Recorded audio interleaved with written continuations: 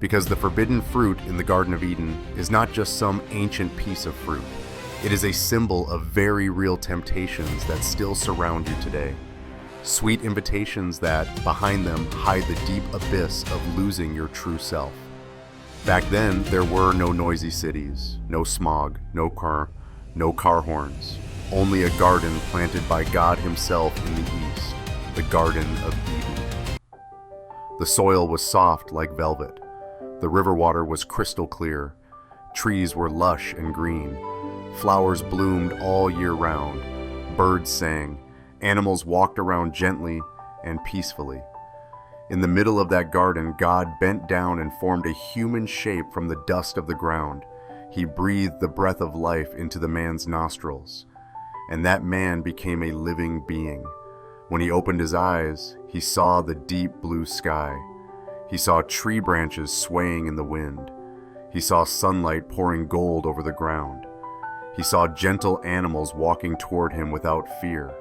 That was Adam, the first human being, created not as a puppet, but as a child, with a mind that could understand, with a heart that could love.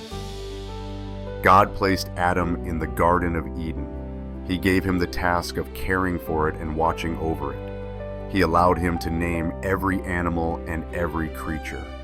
Every evening, Adam could sense God's presence walking in the garden, talking with him like a loving father with his child.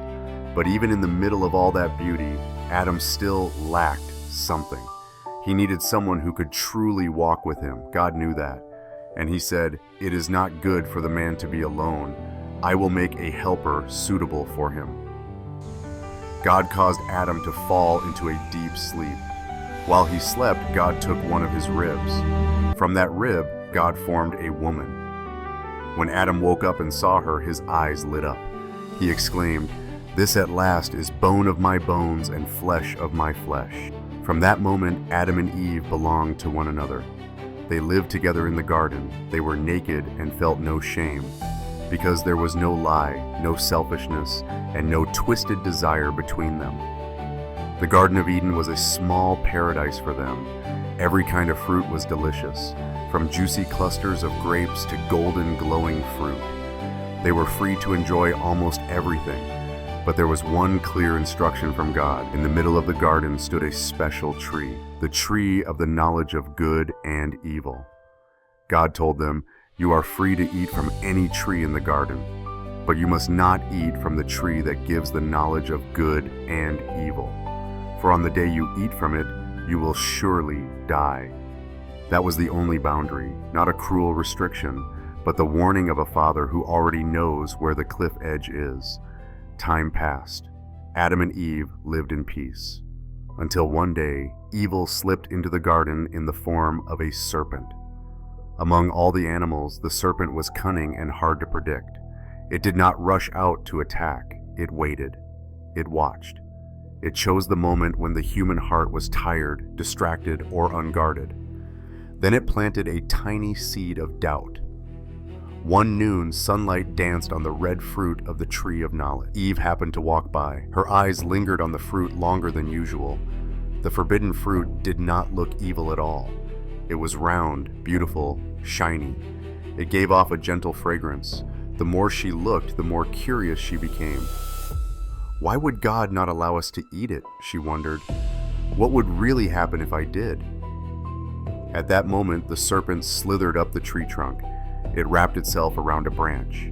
Then it spoke with a voice that was smooth and sweet, but full of deceit. Did God really say you must not eat from any tree in the garden?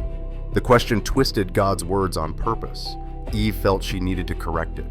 She answered, "We may eat fruit from the trees in the garden." But about the fruit of the tree in the middle of the garden, God said, "You must not eat it. You must not even touch it, or you will die." The serpent laughed quietly. "You will not surely die. God knows that when you eat it, your eyes will be opened. You will be like God, knowing good and evil." Those words went straight into the deepest weakness of the human heart. The desire to decide everything for ourselves. The desire to be in total control, to be our own God. Eve looked at the fruit again, Now she saw that it was beautiful, it looked delicious, and it seemed to promise wisdom. Inside her, a battle began.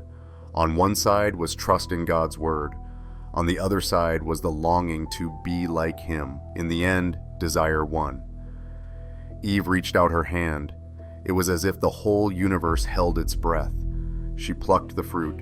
She brought it to her lips. She took a bite. The juice was sweet, cool, refreshing.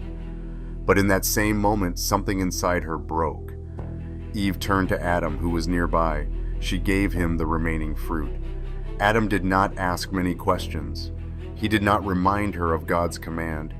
He simply reached out and took it, as if he were afraid of missing out on something great. He ate, and suddenly, their eyes were opened. But not in the way they had dreamed of. They did not see themselves shining like gods. Instead, they realized they were naked, weak, exposed, vulnerable. Shame rushed in. Adam and Eve quickly grabbed fig leaves. They sewed them together into coverings. They no longer looked at each other with the pure gaze of the first day. Now their eyes were mixed with awkwardness, with fear. For the first time in human history, people wanted to be loved and yet wanted to hide themselves simultaneously. Evening came. A gentle breeze moved through the garden. God's footsteps sounded as they always had. But this time, instead of running out joyfully to meet him, Adam and Eve hid among the trees and shadows. God called out, "Adam, where are you?" This was not the question of a God who lacks information. It was the cry of a father searching for his hiding child. From his hiding place, Adam trembled and answered, "I heard you in the garden. I was afraid because I was naked, so I hid." Fear, something Eden had never known, now filled his heart. God asked, "Who told you that you were naked? Have you eaten from the tree I commanded you not to eat from?" In that moment, Adam could have bowed his head and admitted his fault. But sin had already shrunk his heart. All he could think of was how to shift the blame. He said, "The woman you put here with me, she gave me some fruit from the tree, and I ate it." God turned to Eve. "What is this you have done?" Eve also could not fully accept her responsibility. "The serpent deceived me, and I ate," she said. From that moment on, relationships between human beings began to crack. Instead of protecting one another, they blamed one another. God then declared the consequences of their disobedience. To the serpent, he said it would be cursed. It would crawl on its belly. It would eat dust all its days. He also announced a long battle between the serpent and the woman, between the serpent's offspring and the woman's offspring. One day, one of her offspring would crush the serpent's head, even though his heel would be struck. It was a mysterious promise about the one who would come to set humanity free. To Eve, God said that from now on, childbirth would come with pain, that even love between husband and wife would no longer be perfectly pure. She would still long for her husband, but the man would so easily tend toward domination instead of loving service. To Adam, God said that the ground would no longer yield its fruit easily. He would have to sweat and struggle. He would face thorns and thistles, and in the end, he would return to the dust from which he had been formed. Yet even as he spoke judgment, God still showed himself as a merciful father.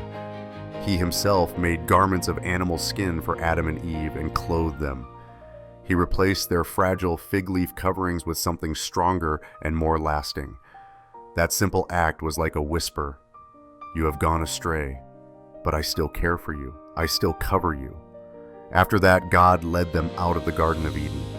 If they had reached out to take from the tree of life in that fallen state, they would have lived forever in brokenness. God would not allow that. At the entrance to the garden, he placed cherubim and a flaming sword that turned in every direction. It guarded the way to the tree of life. The gates of paradise closed behind the first man and woman. From that day forward, humanity lived in a world marked by tears and division. But deep inside, we still long for a lost garden of peace. If the story of Eden and the forbidden fruit has touched you, don't forget to like this video, subscribe to the channel, and leave a comment sharing what you felt. Every share from you will help more people hear this story about the love and mercy of God.